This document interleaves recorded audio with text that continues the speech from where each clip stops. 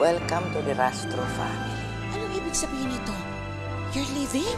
Kailangan na akong ayusin, pero babalik din ako. Kung iniisip mo, natatalikuran ka rin ni Felix, ako na nagsasabi sa'yo, anak, hindi mangyayari yan. Siguro, ganito lang talaga pakiramdam ng kinakasal. Nakabahan. You know what? Pagbalik to galing sa honeymoon, I have a surprise for you. Manong, bakit tayo huminto? Ay, may bigla po kasing umarang eh. Roberto?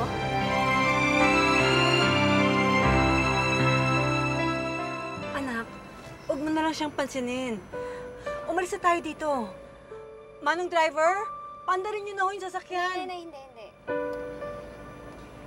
Baka manggulo lang yan sa kasal kung hindi ko siya kausapin. Saglit lang ako, Nay. Sige.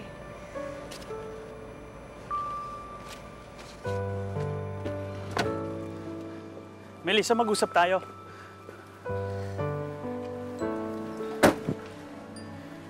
Ano ba naman, Roberto? Pati ba naman sa araw ng kasal ko manggugulo ka pa? Melissa, hindi kita pwede isuko ng ganon-ganon lang. Kaya ako nandito para pigilan ka magpakasal kay Felix. Nasisiraan ka na ba ng ulo? Call me desperate, wala akong pakialam. Hindi kompleto ang buhay ko kapag wala ka eh. Kaya lahat ng paraan na pwede kong gawin para mabawi ka, gagawin ko. Kahit ano pang sabihin mo, Roberto, hindi na ako maniniwala sa'yo. Please listen to me. Just listen. May dahilan kung bakit ako nandito eh. May dahilan kung bakit ako bumalik. Kasi tayo pa rin ang para sa isa't isa. Mas magiging masaya kapag kasama ako. Ito, pinahis ko na ang pag-alis natin. Isasama natin si Eva. Si Eva? Sana noon mo pa tinanggap si Eva. Huli na ang lahat, Roberto, hindi... Melissa, hindi pa huli ang lahat. Pwede pa natin ituloy yung mga pangarap natin. Magpakalayo-layo tayo. Naalala mo ba yung picture ng mga magiging anak natin? Pwede pa natin buuin yung mga batang yun. Pwede ako magpatayo ulit ng bahay, kagaya ng pinagawa ko noon. Matutuloy ang plano natin. Pwede natin ituloy yun. Basta sumama ka lang sa akin. Please, Melissa.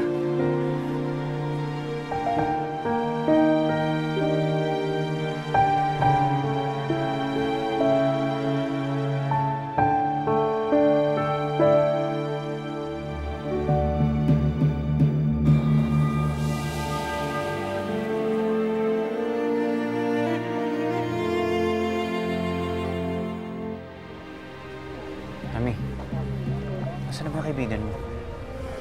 Sorry, Felix. Hindi ko rin alam eh. Dito kasi ako dumiretso galing bahay. Kaya nangyari dun. Kung hindi ka niya iniwan, siguro kayo mag-asawa ko. Kung confident siya, tatanggapin mo pa rin siya. Mahal mo pa ba si Roberto? Taon ang binilang ko bago kita sinagot. Bago ko ginawa yun, sinigurado kong burado na si Roberto sa puso ko. Kung meron man akong pagmamahal na natitira para sa kanya, matagal nang napalitan niya ng galit.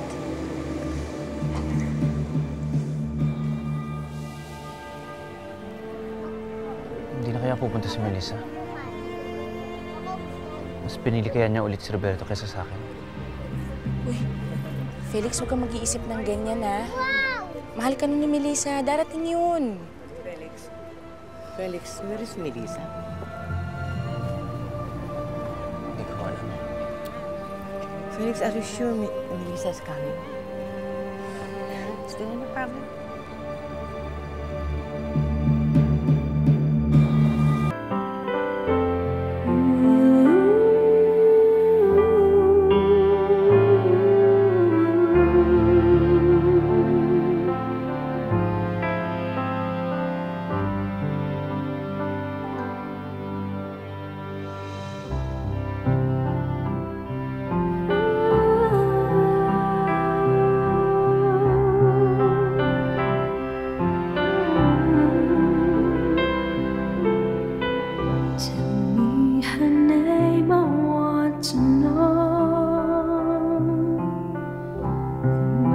she looks at where I go.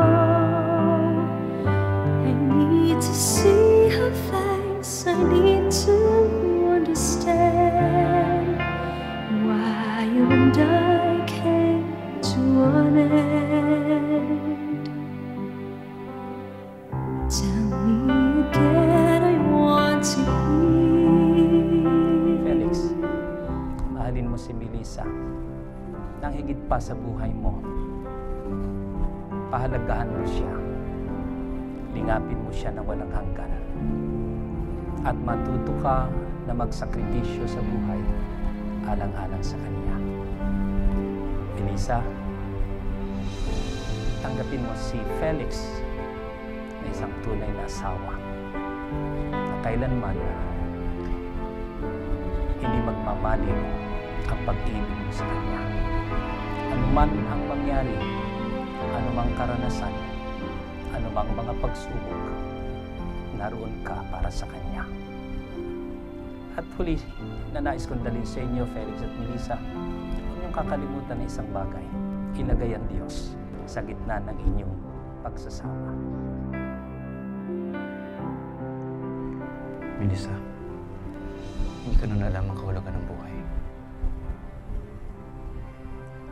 Pero simula na nakilala kita, nagbago ang lahat. Hirap mo palang mahalin. Para akong umaakit sa bundok. Para akong tumutuloy sa alambre. Pero sabi nga nila, pag nakilala mo na yung taong mahal mo, gagawin mo lahat para sa kanya. Kakalimutan mo maski sarili mo.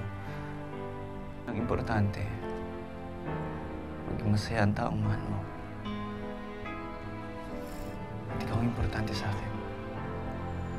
Kaya tuwing nakikita ka tang nahihirapan, nasasaktan ako. Oo, masakit. Sobrang sakit. Pero binago mo ang lahat, Melissa. At ngayon magkasama na tayo. Pinapangako ko sa'yo akong magiging pader mo. Pagsisikapan ko ng patibayin ng aking sarili. Kapag nahihirapan ka, nandito lang akong sasandalan mo. Mahal na mahal kita, Melissa.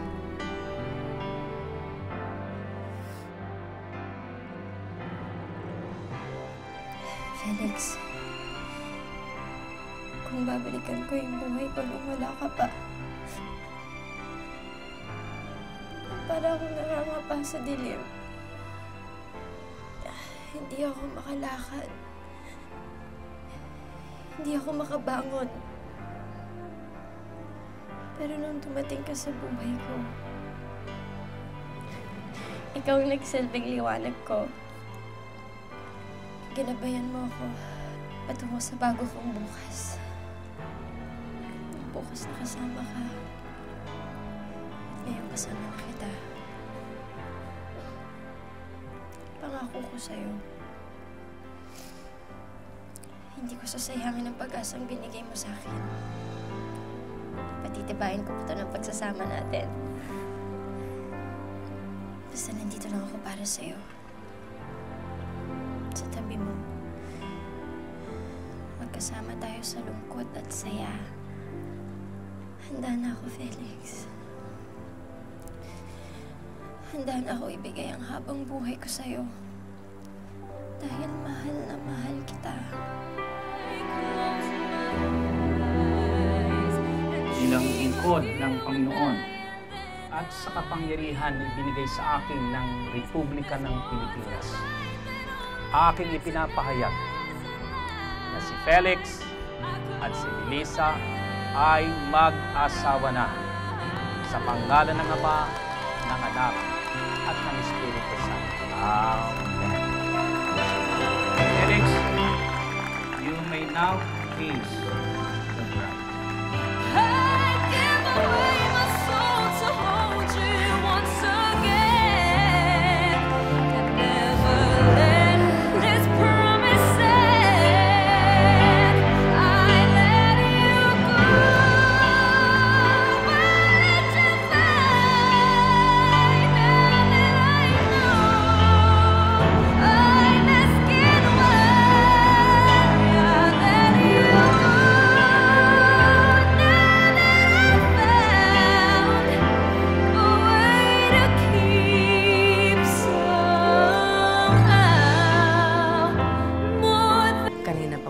nagtatanong yung pastor. May pupuntaan daw siyang wedding. Why don't you call her? Come on.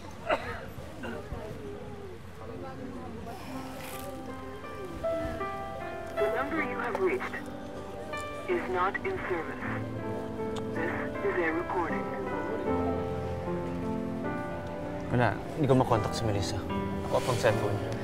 Felix, iho, darating pa ba si Melissa? I-cancel na lang natin ang wedding kasi nakakaya sa mga guests natin. Kanina pa naghihintay. We want me to announce na i-cancel. Musita, please. Sandali na lang. Tayo lang natin kahit sandali.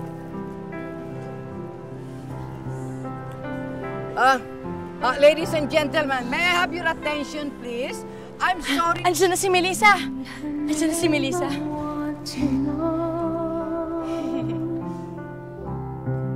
She looks at where we go. I need to see her face. I need to understand why you and I came to an end. Gago kasi, Roberto. Gago eh. Pinakawala mo pa siya. Paano ka na, Roberto?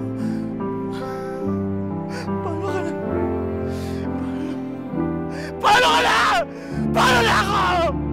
Paano na ako, Roberto? Kasalanan mo to!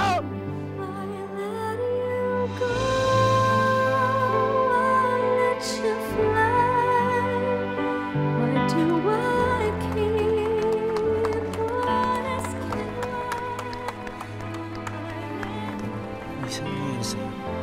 Akala ko hindi na matutuloy ang kasal. Nangako ko sa'yo, diba? Hindi ko sisirain yun.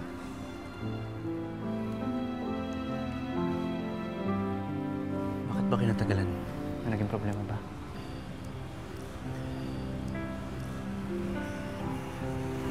Hinarang ako ni Roberto. Niyaya niya ako sumama sa kanya. Melissa, hindi pa huli na. Pwede pa tayo magsimula. Umalis na tayo ngayon. Sige na. Tawan mo ko! Hindi ako sasama sa'yo, Roberto! Minsan na ako naiwan at nasaktan. Walang kasing sakit yun. Kung kaya mo akong iwan, hindi ko kaya yun gawin kay Felix. Maiintindihan rin naman niya yun. Huwag mo nang ipilit yung gusto mo.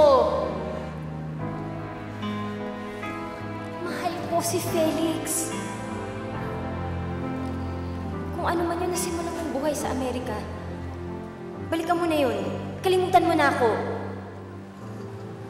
Handa na akong magsimula ng bagong buhay kasama si Felix. Please, Melissa. Please.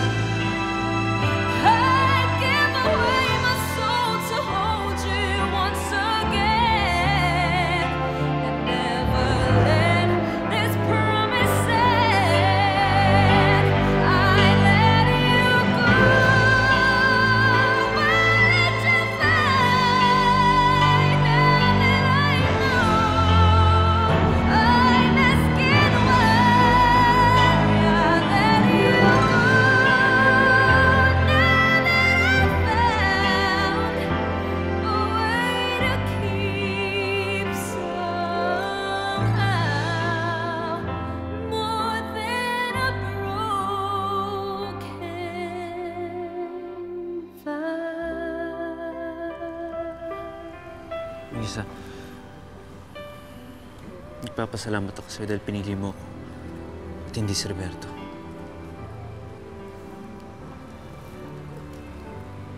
Dumating man si Roberto o hindi, sa'yo ako magpapakasal. Dahil mahal kita. Mahal kita, Felix. At ngayon magkakasal na tayo. Hindi na tayo magugulupan ni Roberto.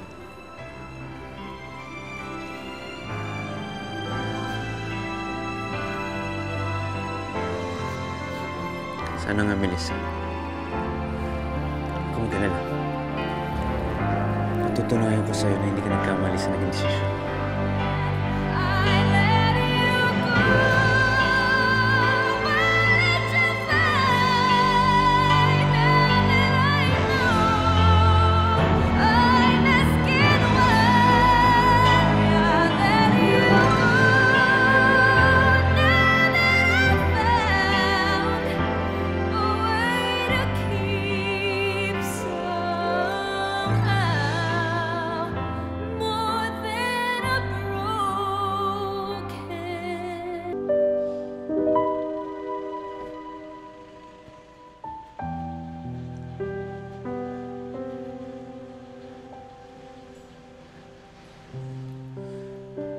Oh, I thought you're leaving. Oh, bakit ka nandito na kaagad? What happened to you, son? You look devastated. Nanggaling ako sa kasal ni Melissa. What? Ano? Hindi mo pa rin nakakalimutan ng babaeng yon? Hindi ka na namin maintindihan, Roberto. Rosana, huwag mo munang sigawan ng anak mo. Ano ka ba? Hindi ko kasi maintindihan kung bakit hanggang ngayon hindi niya matanggal sa isip niya ang babaeng yon. At baka nakakalimutan mo, Roberto, may iniwang ka sa Amerika. Tumawag siya kanina, hindi ka man lang daw nagpaalam sa kanya. Ano ka? Bakit mo ako Hindi ko maintindihan anong nangyayari sa'yo. Ginagawa namin ng lahat. Shut up!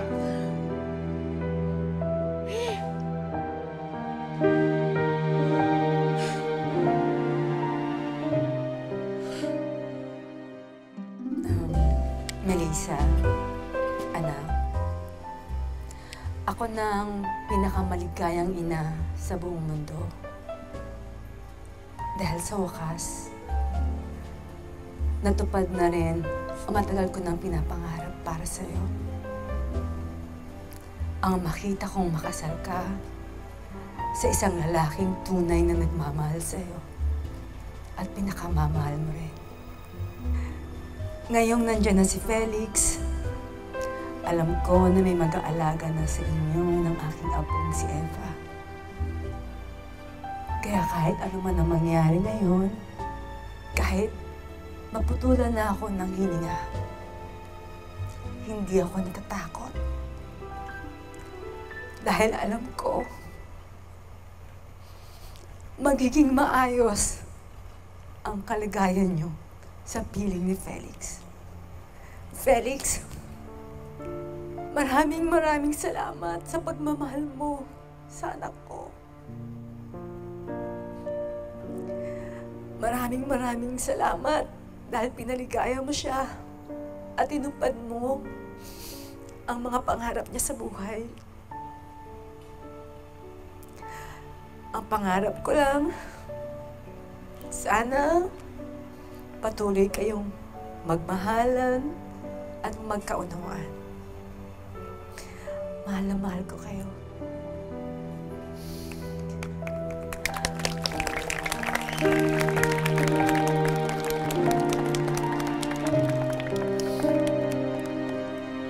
Mami, Daddy Felix, meron po akong ginawang tala para sa inyo.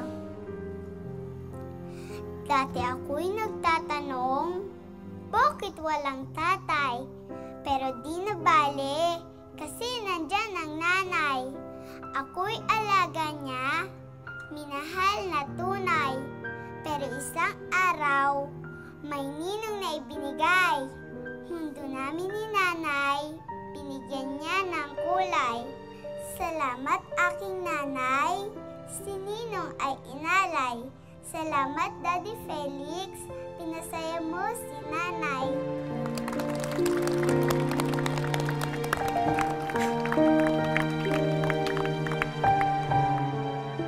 What? Inaarang mo si Melissa bago yung kasal niya? Pare, ito, tanggap mo na hindi kayo para sa isa't isa. So why did you do that? I still love her. Hindi na mawawala yan. Kung hindi ko siya tinalikuran at siguro, kami na magkasama ngayon. Bro, she's married now. Hayaan mo na siya.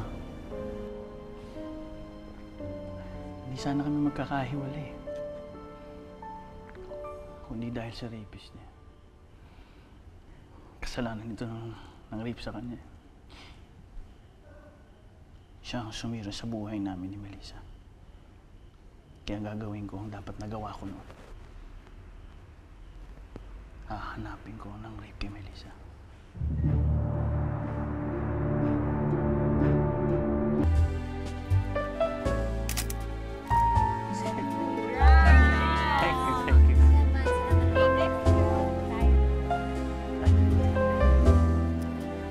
Felix?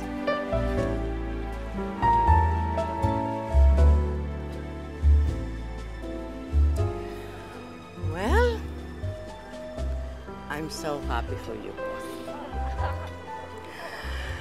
Meron sana akong hihilingin sa inyong dalawa.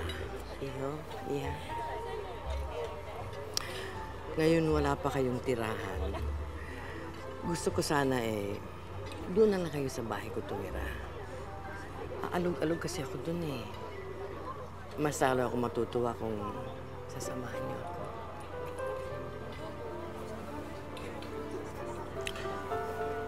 Kung okay lang ho kay Melissa, wala kayong po problemahin sa akin. Thank you, Iho. Melissa, sana pumayag ka na. Kasi matagal din naman wala akong kasamang babae sa bahay eh. Yung bang makakasama kong mamasyal, mag-shopping, yung makakasundo ko.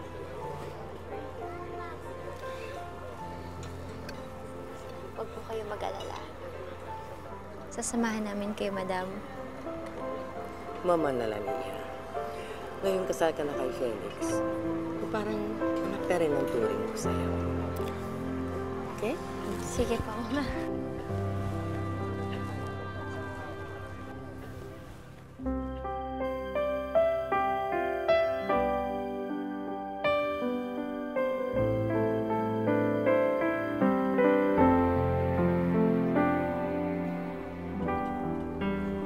Kanina mo pa iniistima yung mga bisita. Hindi ka man lang napapagod. Bakit naman ako mapapagod? Ikaw ang nagbibigay ng lakas sa akin. Mrs. Rastro. Tsaka, alam mo, kulang pa yung habang buhay para ipakita ko sa'yo at ipadama ko sa'yo na mahal kita. Mahal na mahal din kita, Felix. At ikaw ang poste ko. Paano pa ba ako makakatayo na hindi ka kasama?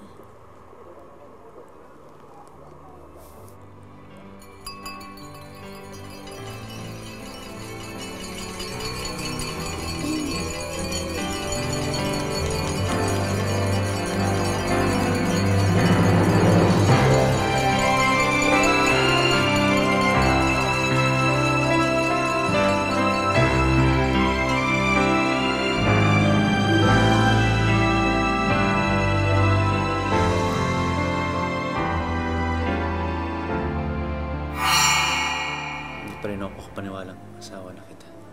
Asawang pakakaingatan, pakamamahalin.